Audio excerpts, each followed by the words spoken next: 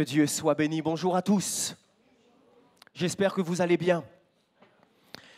C'est un honneur pour moi de partager ces moments avec vous.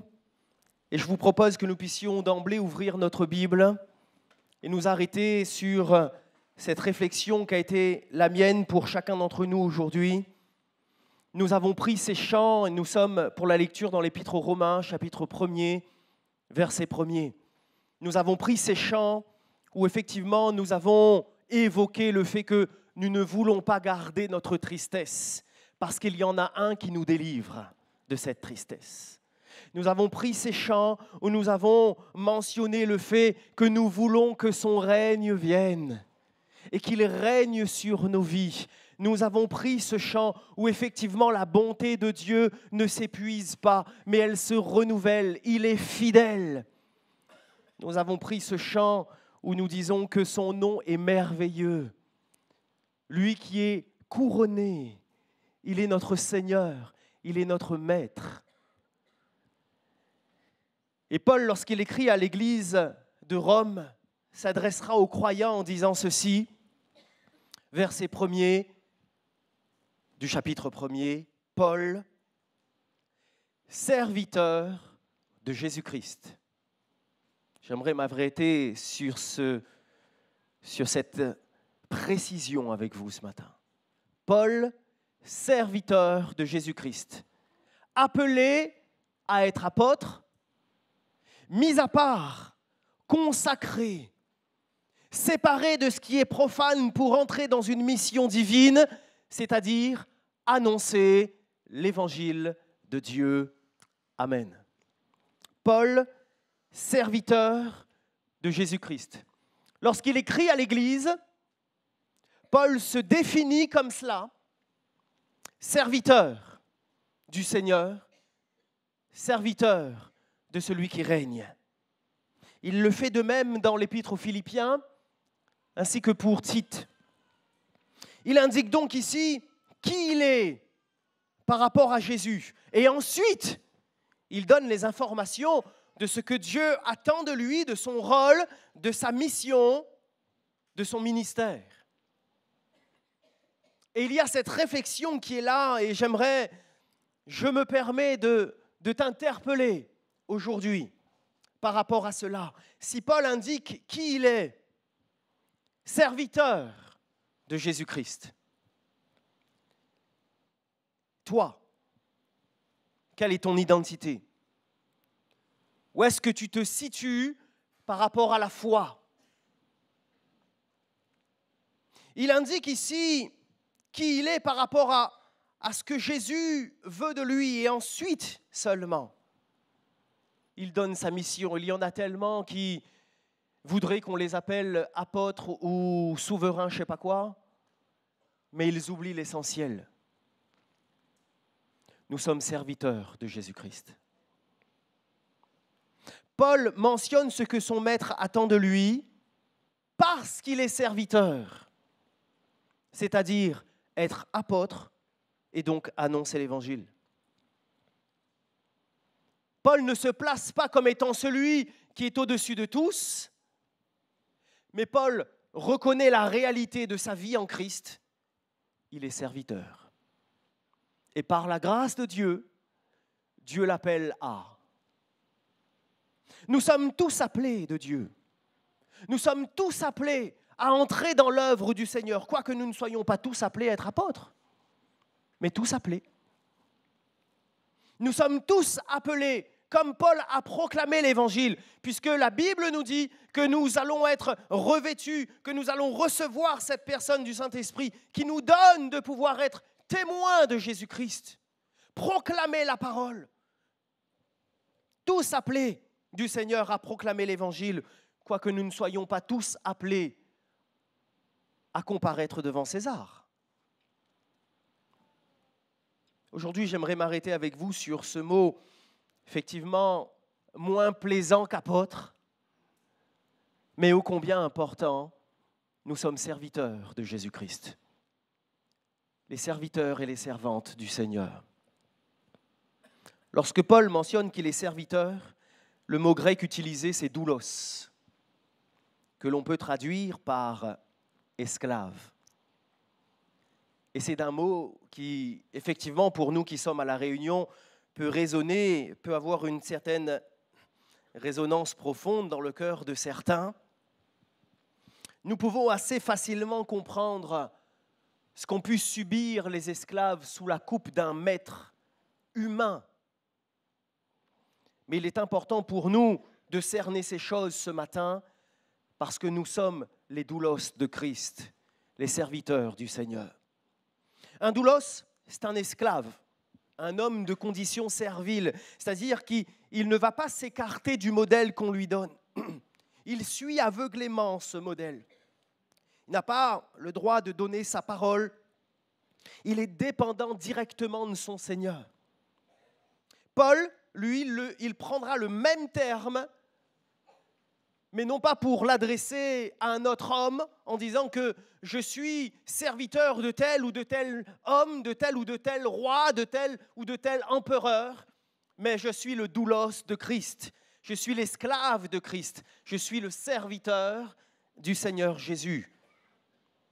Matthieu chapitre 8, verset 9, nous avons ce même terme qui est employé, où cet homme qui crie à Jésus, eh bien, argumentera sa vision des choses quant à la foi qu'il a, et il dira, car moi, qui suis soumis à des supérieurs, j'ai des soldats sous mes ordres.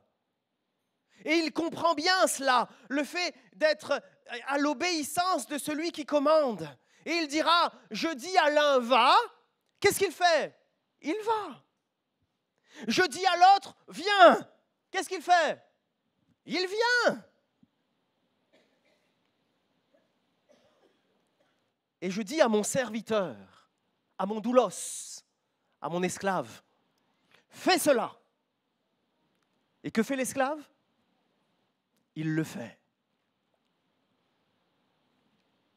Il est important pour nous, ce matin, je pense, de réaliser tout à nouveau que notre position devant le Seigneur, elle est extrêmement belle, parce que nous sommes rachetés, parce que nous avons été arrachés du péché de la boue, parce que Jésus-Christ donne un sens à notre vie.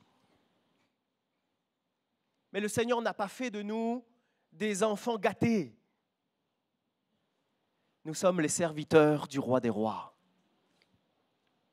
Le doulos n'est pas un serviteur employé, mais il est un serviteur esclave. Comprenez bien ce que je veux dire par là. Le doulos, ce n'est pas un serviteur syndiqué. Tu as déjà essayé de faire la grève avec Jésus? Le doulos n'est pas un serviteur qui a le droit de grève, mais un serviteur esclave.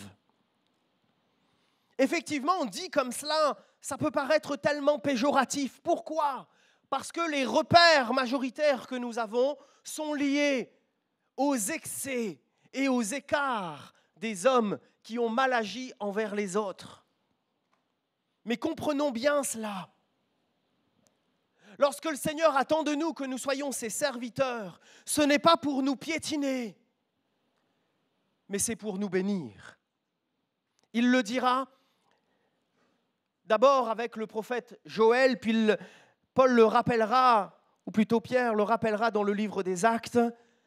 Oui, je répandrai de mon esprit sur mes serviteurs, mes doulos, et sur mes servantes, doulées. En ces jours-là, et c'est parce qu'ils sont revêtus de l'esprit et parce qu'ils sont doulos, nous pouvons lire la suite du verset, ils prophétiseront. Ils pourront vivre l'extraordinaire de Dieu. Ils pourront vivre des expériences qui dépassent le cadre naturel et humain. Ils pourront vivre des choses dites incroyables parce que leur cœur est tel qu'ils se soumettent à celui qui règne en maître. Nous sommes les doulos et les doulés du Seigneur. C'est la mentalité du chrétien. Ça doit être la mentalité du chrétien. D'ailleurs, il est précisé dans l'évangile de Matthieu, au chapitre 20 et au verset 27. « Quiconque veut être le premier parmi vous, qu'il soit votre doulos, qu'il soit votre esclave. » Nous voyons bien ici que la vision du Seigneur n'est pas celle du monde, où certains sont prêts à tuer, à écraser, à écarter, à empêcher qu'un bien se fasse pour obtenir tout pour eux. La vision du Seigneur est bien différente. Doulos a pour racine le mot déo, qui signifie lié, attaché. Et c'est comme cela que nous devons comprendre notre vie avec Jésus. Bien trop de personnes, malheureusement, voient, permettez-moi de le dire ainsi, c'est une illustration et je ne veux pas manquer de respect au Seigneur, mais c'est parfois ce que nous constatons. Bien trop de personnes, plutôt que de se considérer comme esclaves de Christ, comme si c'était eux qui avaient les chaînes, mais des chaînes divines. C'est-à-dire que le Seigneur enlève le joug qui pèse sur nous pour nous donner son joug à lui qui est doux et léger. Bien trop de personnes se voient plutôt comme celui qui tient Jésus en laisse, qui l'amène où ils veulent, et le Seigneur doit obéir au doigt et à l'œil. Mais ce n'est pas Jésus qui est à notre service. Nous sommes les serviteurs du Seigneur. Dans l'évangile de Jean, nous pouvons donc lire ceci, au chapitre 8 et au verset 34. « En vérité, je vous le dis, et c'est Jésus qui parle, quiconque se livre au péché, et vous pouvez lire ce texte avec moi, il est esclave du péché. Doulos. Nous sommes donc, que nous le voulions ou non, serviteurs de quelqu'un. Soit Jésus. Et si ce n'est pas le cas, disons les choses clairement. C'est Satan qui est ton maître. Celui qui se livre au péché est esclave du péché. Ce terme, lorsqu'il est employé, on voit bien qu'il est bien question de cet état d'esclavage où nous ne sommes pas la priorité, mais le maître passe bien largement avant nous. Et il est vrai que bien souvent, peut-être de manière inconsciente, mais nous avons tendance à faire passer nos projets, nos désirs, nos envies, tout ça avant la volonté du Seigneur. Nous plaçons devant Dieu d'abord tout ce que nous souhaitons et éventuellement après on dit « Seigneur, mais toi, qu'est-ce que tu veux ?» Mais nous fin dresse la liste, hein? Un petit peu comme en fin d'année, quand vient cette fête où il y en a beaucoup qui vont faire une liste. Et moi, quand j'étais petit, je me souviens, on recevait des pubs et on entourait. Après, on donnait aux parents. En gros, on avait fait notre choix, là. Il y en a qui rigolent, je ne suis pas tout seul, ça vous rappelle des souvenirs, hein? Bien souvent, c'est comme si on faisait ça avec le Seigneur. On dresse une liste. Et après, éventuellement, Seigneur, toi, ta volonté, c'est quoi, au fait?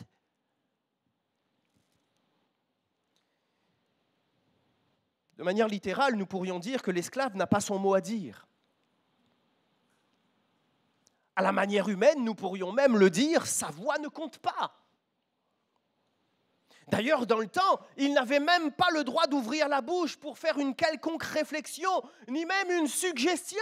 Attention, pourtant c'est lui qui trinque toute la journée. Peut-être que son maître n'a pas bien vu les choses. Permettez-moi, maître, de vous dire que votre stratégie n'est pas la plus adéquate, mais pour être plus productif, je vous conseille de... Fais pas ça. Sa vie n'a pas de valeur. Et d'ailleurs, dans le temps, lorsque l'esclave mourait, on considérait cela non pas comme une perte humaine, mais comme une perte d'investissement. Parce que bien souvent, le bœuf avait plus de valeur que l'esclave. Mais si Paul se définit comme étant le doulos de Christ, ce n'est pas avec cette mentalité. Si Christ nous considère comme tels, c'est parce que lui, il a une projection plus grande et une projection plus noble que celle d'être à la botte d'un maître qui ne nous considère pas et qui ne se soucie pas de nous. Et nous l'avons dit ce matin, Jésus, merveilleux nom, admirable conseiller, prince de la paix, celui qui nous aime et qui a donné sa vie pour payer le prix pour nous. Notre Seigneur nous aime. Nous ne sommes donc pas de simples esclaves, mais la précision est importante. Nous sommes les doulos de Christ. Dans le livre de l'Exode, nous voyons cette direction que le Seigneur donne quant à la considération de l'esclave. Exode 21, il est dit, le Seigneur ajouta, « Voici d'autres règles que tu exposeras aux Israélites. Quand vous achèterez un esclave hébreu, il sera esclave pour 6 ans. La 7e année, il pourra s'en aller librement sans rien devoir à personne. Si par contre, l'homme déclare aimer son maître, sa femme et ses enfants et ne désire pas les quitter pour être libre, le maître en prendra Dieu à témoin, il placera l'homme contre la porte ou contre le montant de porte de sa maison et là, il lui percera l'oreille au moyen d'un poinçon. Dès lors, l'homme sera pour toujours à son service. » Deutéronome 15-12, « Si l'un de vos compatriotes hébreux, homme ou femme, » et nous voyons qu'ici, il n'y avait pas de distinction particulière, homme ou femme. S'il y en a un de ceux qui doit se vendre à vous comme esclave, il vous servira pendant 6 ans. Et la 7e année, vous lui rendrez sa liberté. Mais vous ne le laisserez pas aller les mains vides. Vous lui donnerez tout ce que le Seigneur votre Dieu vous aura généreusement accordé, moutons, chèvres, blé et vin. C'est incroyable. Nous voyons que ce que le Seigneur donne au peuple concernant cette vision de l'esclavage détonne complètement par rapport à tout ce qui se fait autour. Il y a quelque chose d'inédit qui est mis en place. Ça se fait nulle part ailleurs. Une mise en avant ici de la condition de l'esclave, d'une manière toute particulière, alors que le maître finalement n'a pas l'obligation, de manière humaine, de le libérer. Le Seigneur lui dira, à la 7e année, tu le rends libre. Si les hommes ont dû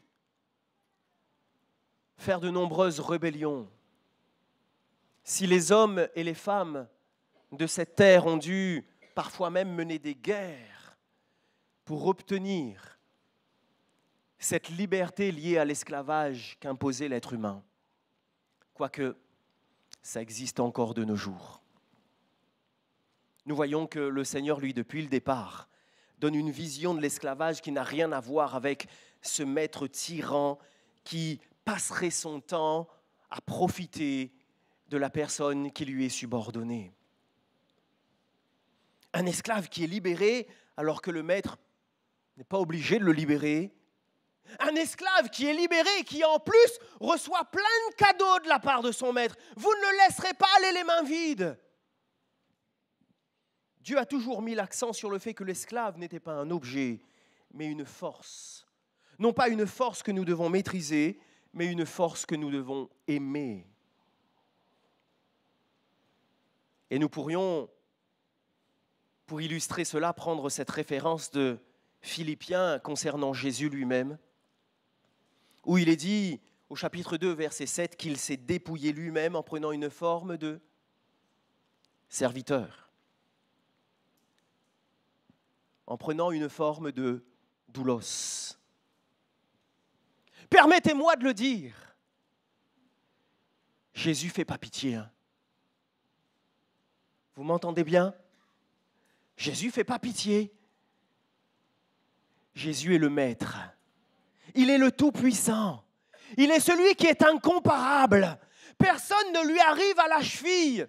Et nous voyons ici que si le Seigneur a accepté de vivre ces choses, prenant une forme de serviteur, non seulement cela était important pour qu'il paye le prix à Golgotha, mais quelque part au travers de cela, nous voyons aussi la considération du Seigneur par rapport à notre état et ce qu'il attend de nous.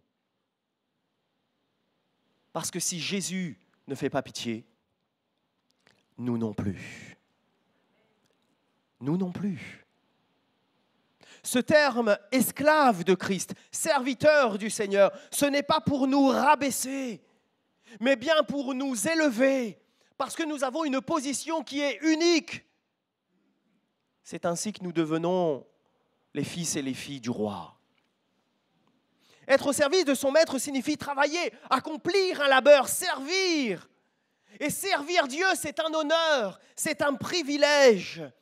Travailler pour Dieu, accomplir pour et dans son œuvre, être au service de Dieu pour ce qu'il souhaite, pour son plan, ce plan parfait pour chacun de nous, être au service du roi des rois.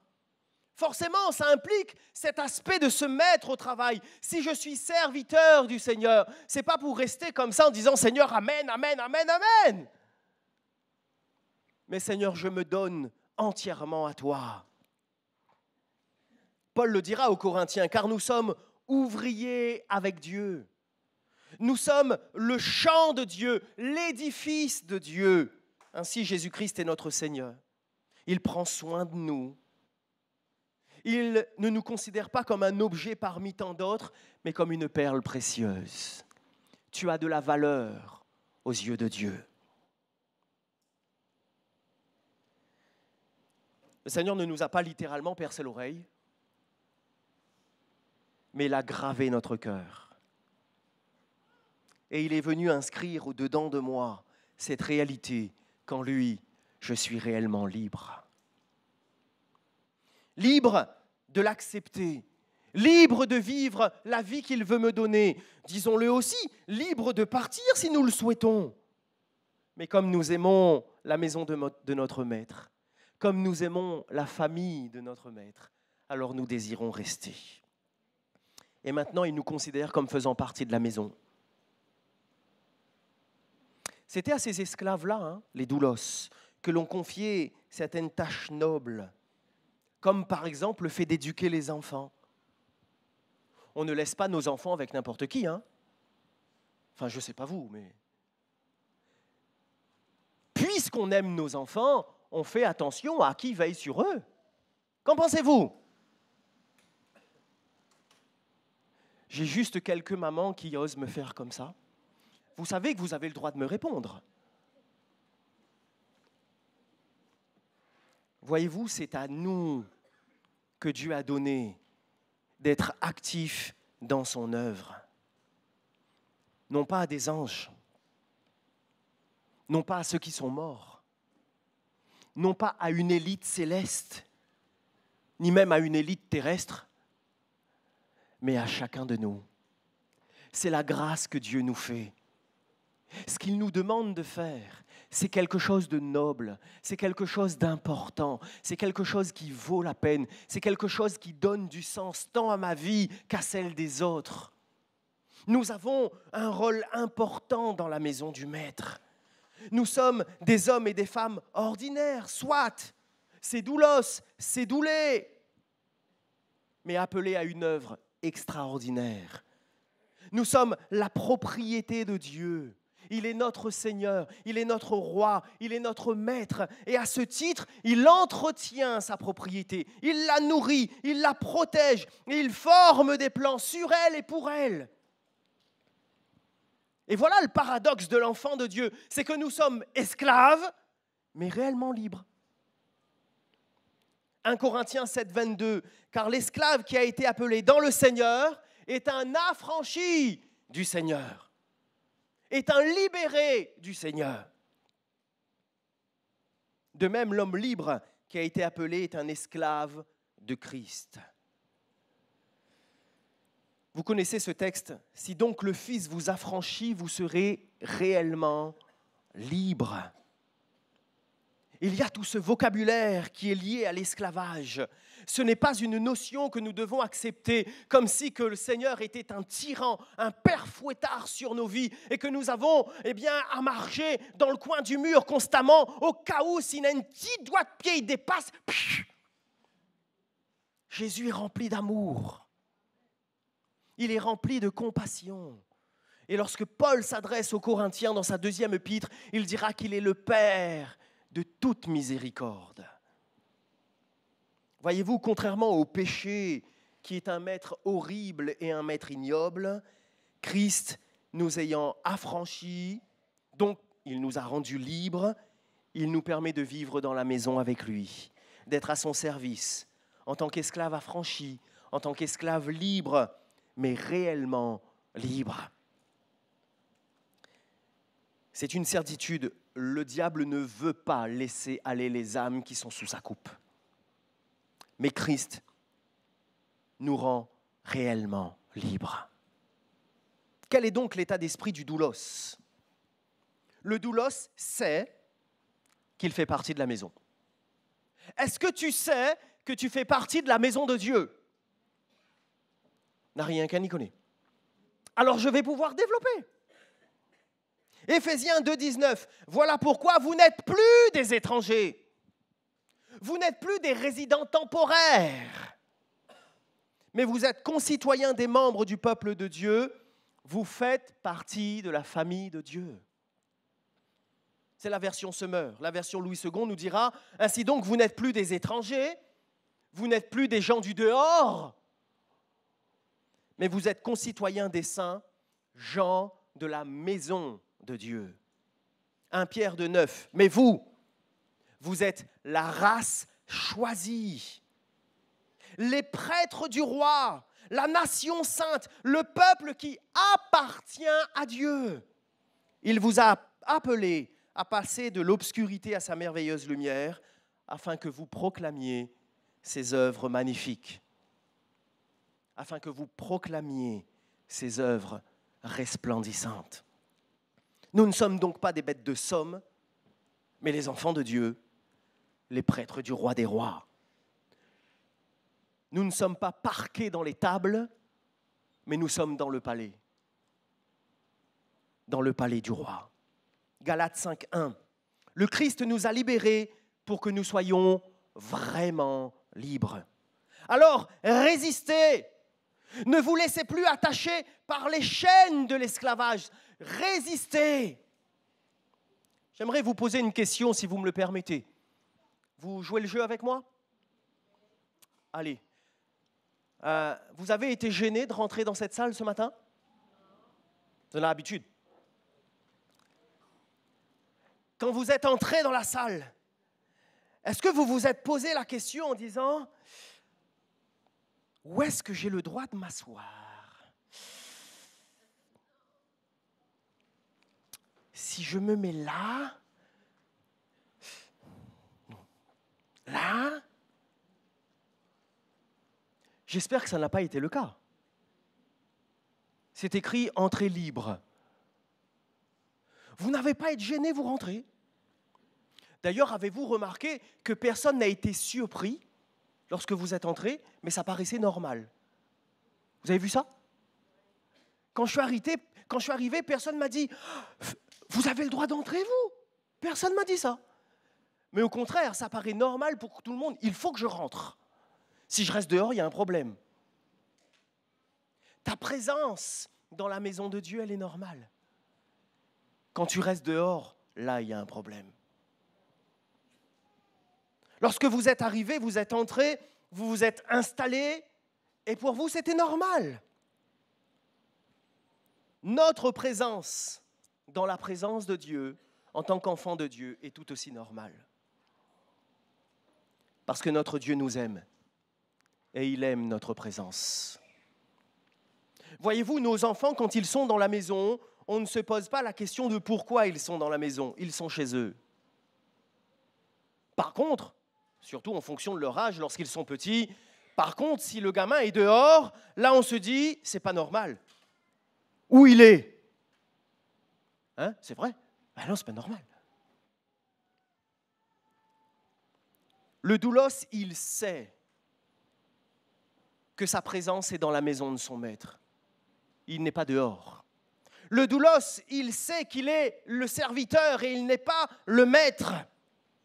Et il est dit dans l'évangile de Matthieu, chapitre 10, verset 24, « Le disciple n'est pas plus que le maître, ni le serviteur plus que son Seigneur. » Si le doulos sait que sa présence dans la maison du maître est légitime, il sait aussi que ce n'est pas à lui de réagir comme le maître. Quoique, des fois, certains se sentent pousser des ailes et ils pensent qu'ils deviennent le président de la République. Vous avez eu ça dans votre travail déjà ? Il suffit qu'il y en a un, il a eu un petit galon là, ça y est, il devient le président directeur général, intergalactique. Mais le serviteur du Seigneur, il connaît sa place. Il sait qu'il n'est pas le maître. Même si le maître lui délègue des responsabilités, même si le maître va venir lui donner des directives particulières, mais il n'est pas le maître. Et puisque nous sommes serviteurs dans la maison du maître, je ne peux m'empêcher aussi de dire cela, c'est qu'entre serviteurs, effectivement, il ne doit pas y avoir ni de querelle, ni de jalousie, ni de médisance, ni de piège, ni de rejet. Le doulos ne joue pas au maître, mais il est doulos et il respecte ses compagnons d'œuvre. 2 Timothée 2,24. Or, il n'est pas convenable pour un serviteur du Seigneur d'avoir des querelles, qu'il se montre au contraire aimable envers tout le monde, capable d'enseigner, de supporter les difficultés. La paix, la joie, l'harmonie dans la maison dépend du maître. Vous êtes d'accord avec ça ? Si le maître est exécrable, c'est assez difficile de vivre dans cette maison. Mais nous, notre maître à nous, c'est le Dieu d'amour. C'est le Dieu de la paix. C'est le Dieu de la joie. Alors là, tu rentres dans la maison de ce maître-là, mais c'est la fête. Et pour une fois, on pourrait le dire, la vraie fête. Parce que certains ont contourné ce mot, malheureusement lui ont donné un terme péjoratif, mais la fête avec Jésus, c'est la vraie fête. Nous entrons dans la maison de notre maître. Qu'est-ce que c'est super.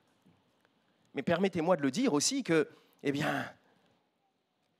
la paix, la joie, l'harmonie dans la maison du maître dépend aussi de ceux qui y résident.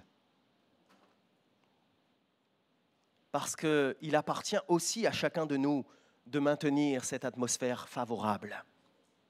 Et là, il y a quelques versets que vous connaissez, mais que je citerai quand même.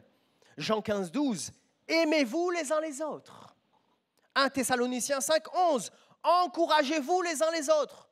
Construisez la communauté, comme vous le faites déjà. Romains 15, 7, « Accueillez-vous les uns les autres, comme le Christ vous a accueillis pour la gloire de Dieu. » Éphésiens 4, 32, « Soyez bons les uns envers les autres, les uns pour les autres, ayez un cœur plein de tendresse.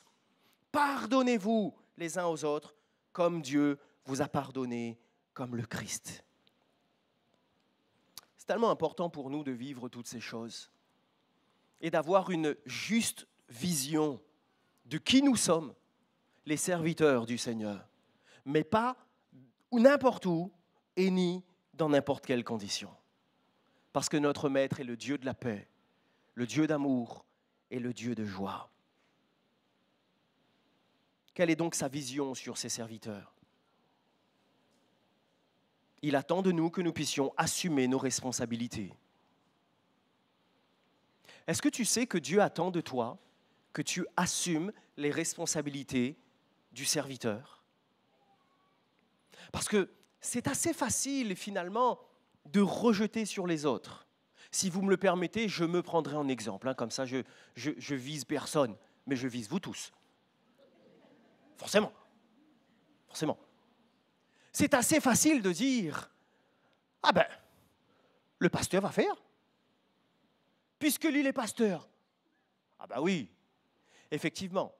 Il y a suffisamment de minutes dans une journée pour que le pasteur parle avec toutes les personnes de toute la réunion. Ah ben, le pasteur va prier. Effectivement, on le sait tous, le pasteur connaît tout. Donc il est capable de prier avec précision sur chacune de vos situations.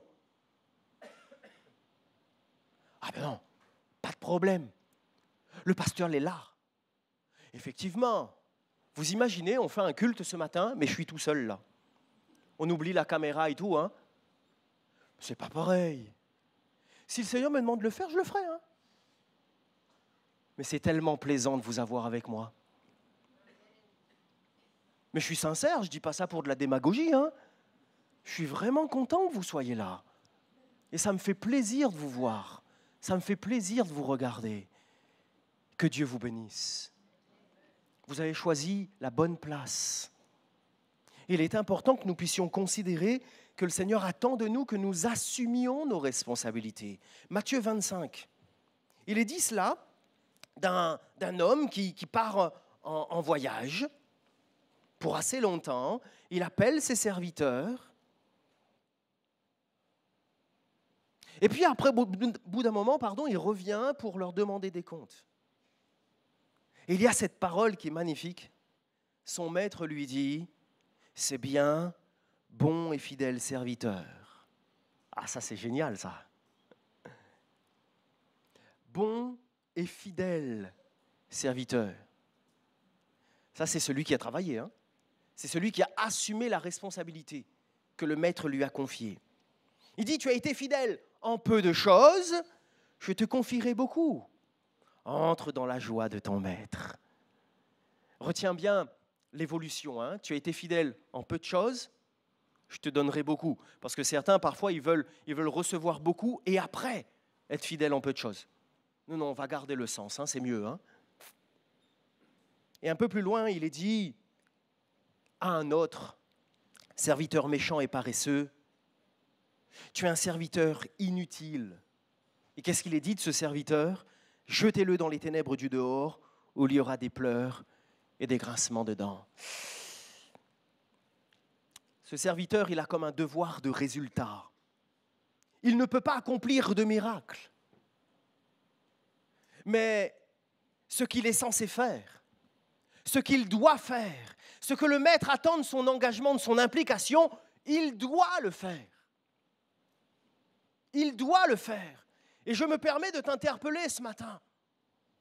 Parce que si nous sommes les doulos de Christ, je me permets de t'interpeller afin que tu te poses cette question.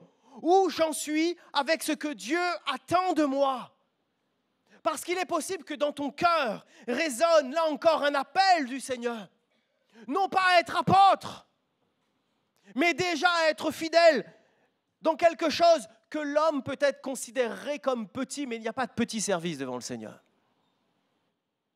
Peut-être qu'il y a dans ton cœur cette chose, tu sais au-dedans de toi, le Seigneur voudrait que tu y ailles, le Seigneur voudrait que tu le fasses, le Seigneur voudrait que tu mettes la main à la pâte, mais il y a toujours des excuses, toujours des arguments, toujours des prétextes. Mais si on est, et si nous sommes les doulos de Christ, c'est son plan qui passe avant les nôtres.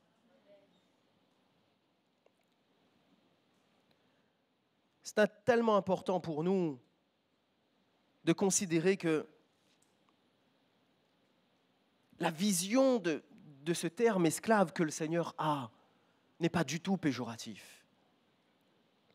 Jean 15, 13, il est dit, si quelqu'un donne sa vie pour ses amis, c'est la plus grande preuve d'amour. Et Jésus dira, vous êtes mes amis. On va lire la suite, hein. Vous voyez, ça s'affiche en plus.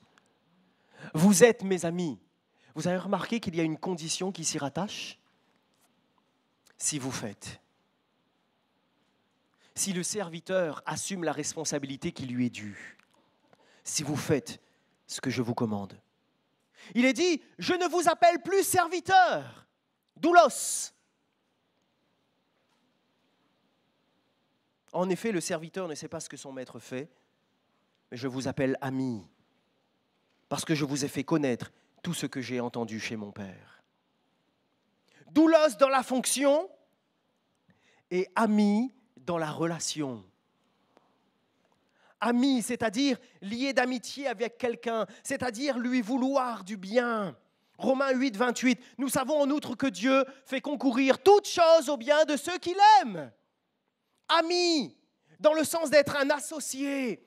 Romains 8, 17, et puisque nous sommes enfants de Dieu, nous sommes aussi héritiers de Dieu et donc co-héritiers de Christ, puisque nous souffrons avec lui pour avoir part à sa gloire. L'associé partage la tâche, il ne reste pas sans rien faire, il s'engage. Amis, nous pourrions prendre quelque part cet exemple aussi. Dans certaines cultures, lorsque un jeune homme veut se marier, eh bien, il prendra son meilleur ami, celui en qui il a toute confiance, celui à qui il peut se confier, celui qui connaît même des choses intimes sur sa vie. Il prendra cet ami et il l'enverra comme porte-parole, comme bannière en lui disant « Toi, tu vas aller voir la famille de la jeune fille avec qui je veux me marier. » Et c'est cet ami qui va aller voir la famille. Alors il se retrouve devant le papa, devant le tonton, devant les frères, devant les cousins. Et là, il est ce porte-parole. Et c'est lui qui doit comme convaincre la famille en disant « Mais mon ami, c'est un bon parti. Il faut que vous acceptiez cette union. Jésus nous aime tellement qu'il nous dit, c'est à toi que je confie ce message extrêmement important. Vous serez mes disciples à Jérusalem, dans la Judée, dans la Samarie et jusqu'aux extrémités de la terre. Matthieu 22, 3, il envoya ses serviteurs appeler ceux qui étaient invités aux noces. Le doulos est aussi ce porte-parole. Il vient remplir ce devoir de qualité. Il y a quelque chose qui est là. Avez-vous déjà entendu cette réflexion de dire « Ah, mais elle n'est pas grave, c'est pour le Seigneur ». Vous avez déjà entendu ça? Personnellement, je l'ai déjà entendu. Ne maintenez pas cette mentalité. Il faut dire « Justement, c'est pour le Seigneur. Je dois bien faire. Je dois bien faire. » Je ne peux pas me permettre de faire les trucs comme ça, ça sera bon. De toute façon, Jésus est amour. Vous êtes d'accord avec moi? On ne peut pas se permettre comme ça, la one again, allez, ça va passer. De toute façon, s'il manque une affaire, Jésus va rajouter. Hein? C'est qui le serviteur? Il attend de nous que nous soyons à la hauteur. Il attend de nous cette confiance, mais aussi cette satisfaction par rapport à ce que nous faisons. Tite 2,7, sois toi-même, en tout, un modèle de bonnes œuvres. Un modèle. Et plus loin, il dira, eh bien, que nous puissions nous montrer dignes d'une entière confiance. Éphésiens 6, versets 5 à 7, où il est dit « Vous, esclaves, c'est-à-dire les doulos, obéissez à vos maîtres. » Et un peu plus loin, il est dit « Agissez comme des esclaves, c'est-à-dire comme des doulos de Christ. » N'agissez pas comme devant plaire à des hommes. N'agissez pas seulement quand on vous voit, mais que votre témoignage soit vrai, que l'on vous voit ou qu'on ne vous voit pas. Soyez authentique tout le temps. Soyez vrai. Vous imaginez si pendant un événement sportif tel que nous sommes en train de vivre en ce moment, vous imaginez si moi, on m'envoie, on me dit « Michael, tu seras la délégation de la Réunion. » Je ne sais pas pour quel sport, mais bon, allez, tu seras la délégation de la Réunion. Vous imaginez si quand j'arrive là-bas, au lieu de mettre le drapeau de la France, ou aller alors même drapeau de la Réunion, vous imaginez si j'étends le drapeau d'un autre pays? Qu'en penseriez-vous? Un problème, non? Si je suis la délégation qui représente cette patrie que nous sommes, je n'ai pas le droit en dehors de porter un autre drapeau. Je dois représenter ce pays. Et lorsque je suis le doulos de Christ, je porte la bannière de Christ dans l'église, dans ce bâtiment, mais partout où je suis. Je n'agis pas seulement quand les autres me voient, mais c'est profond en moi, c'est mon identité. Il n'est pas question d'être vu, mais il est question d'être. On attend de nous que nous soyons efficaces. C'est ce que Paul dira d'Épaphras, un serviteur de Jésus-Christ. Qu'est-ce qu'il est dit de lui? Il combat sans cesse pour vous dans ses prières, pour que vous teniez bon. Vous voyez la mentalité de ce serviteur qui travaille à ce pourquoi le Seigneur l'a appelé, son objectif, pour que vous teniez bon. Comme des adultes dans la foi, prêts à accomplir pleinement la volonté de Dieu. On attend du doulos qu'il soit animé de l'esprit du maître. Oui, sur mes serviteurs comme sur mes servantes, sur mes doulos comme sur mes doulés. En ces jours-là, je répandrai de mon esprit et ils prophétiseront. Il y en a qui veulent jouer. Il y en a qui sont là pour la façade, qui vont faire croire qu'ils ont l'Esprit de Dieu. Il y en a qui vont faire croire qu'ils ont l'onction de Dieu. Il y en a qui veulent faire croire qu'ils ont l'autorité de Dieu. Mais moi, j'aime bien prendre cet exemple des fils de Séva lorsqu'ils sont arrivés face à ce démon en disant « Au nom de ce Jésus que Paul prêche ». Et l'attraper, la retourner, la virer. Et la Bible dit même qu'ils sont retournés tout nus à la maison. Mais on ne joue pas. Et nous, on connaît ces choses. Ce n'est pas un jeu, parce qu'au-delà des relations humaines et de ce que nous faisons de manière physique et visuelle sur cette terre, nous le savons, il y a un enjeu spirituel. Il y a un combat spirituel. Il y a une victoire spirituelle à remporter. Et il est important pour nous d'accomplir la mission qui est donnée par le Maître. Nous devons être les témoins du Maître, les héros, ceux qui proclament. Luc 14, 17, lorsque le moment du festin arriva, il envoya son serviteur dire aux invités. Il est celui qui proclame ce que le Maître a besoin de faire passer comme message. Et en ce sens, il doit être productif dans ce qu'il fait. Il doit être à la hauteur de ce que Dieu attend de lui. Nous le voyons si nous reprenons cet exemple du maître qui part et de ses serviteurs qui avaient eu chacun une pièce en disant « Faites fructifier ». C'est ce que le maître leur dit, je vais pouvoir sortir. Faites fructifier, mais je reviens. Alors il y en a qui ont fait travailler cet argent. Ah maître, tu m'as donné tant, je t'en donne tant maintenant. Il y a eu du résultat. Et il y en a un qui a dit « Oh là là, moi j'avais trop peur.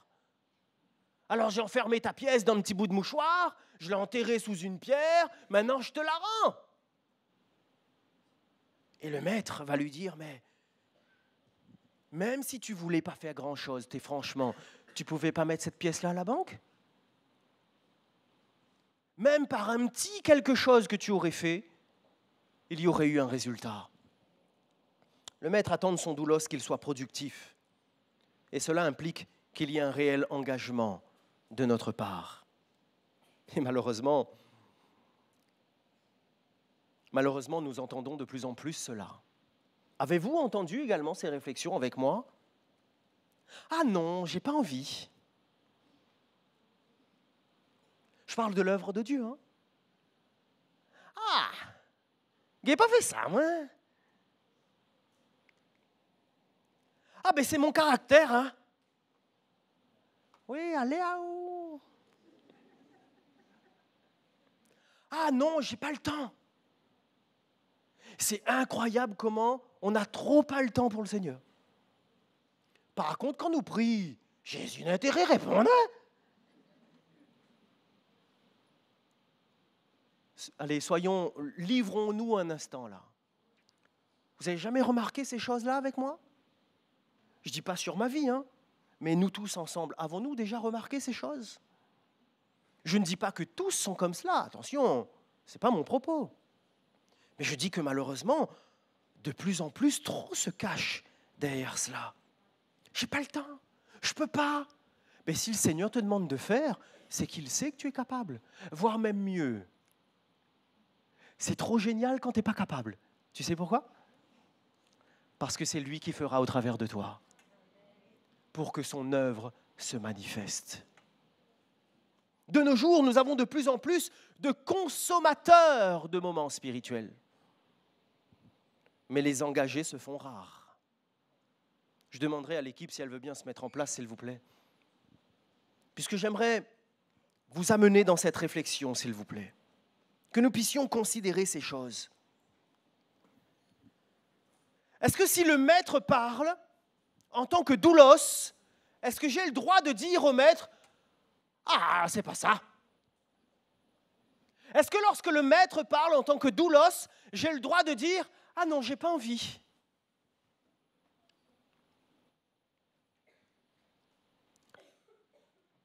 Lorsque dans ton travail, ton patron te donne une mission à accomplir et que tu ne la fais pas, quel en sera le résultat? Un homme quelconque, comme toi et moi, une femme quelconque, cette personne a l'autorité de te dire « Tu as failli à ta mission, je te renvoie ». On n'est pas dans une entreprise là. Nous parlons de l'œuvre de Dieu. Et le Seigneur est en train de dire à chacun de nous, je ne te demande pas d'accomplir des exploits.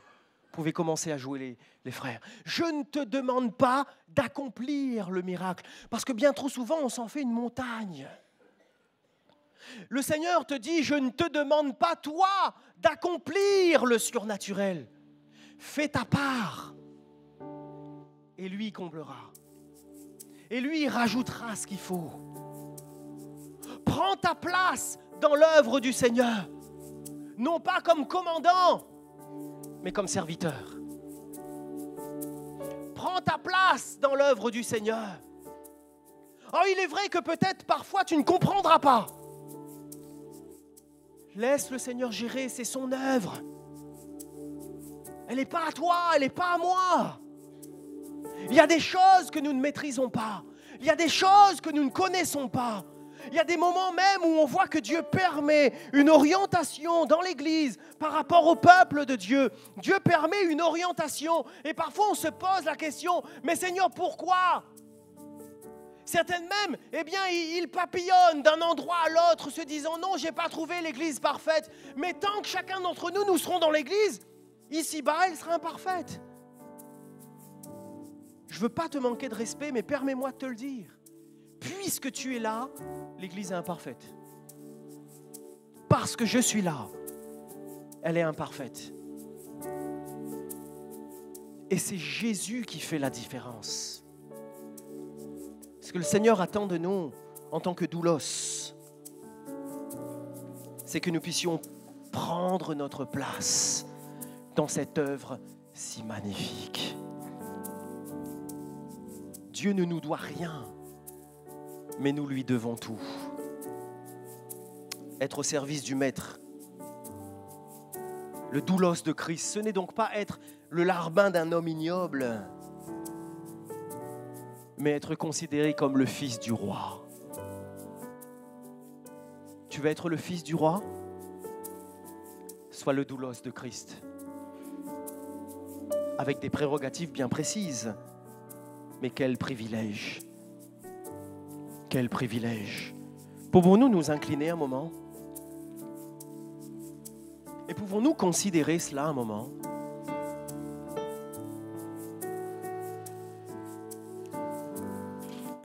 Considère ta vie, ta foi, ta marche avec Dieu, ton engagement s'il y en a un. J'aimerais peut-être interpeller quelques-uns ce matin en vous disant que les choses d'ici-bas, elles vont passer. Le ciel et la terre passeront. Mais nous sommes appelés à vivre éternellement avec le Seigneur. Les choses d'ici-bas, nous ne les emmènerons pas avec nous. Mais elles périront ici. J'aimerais vraiment, pour quelques-uns ce matin, peut-être vous interpeller. Il nous faut impérativement considérer l'œuvre de Dieu.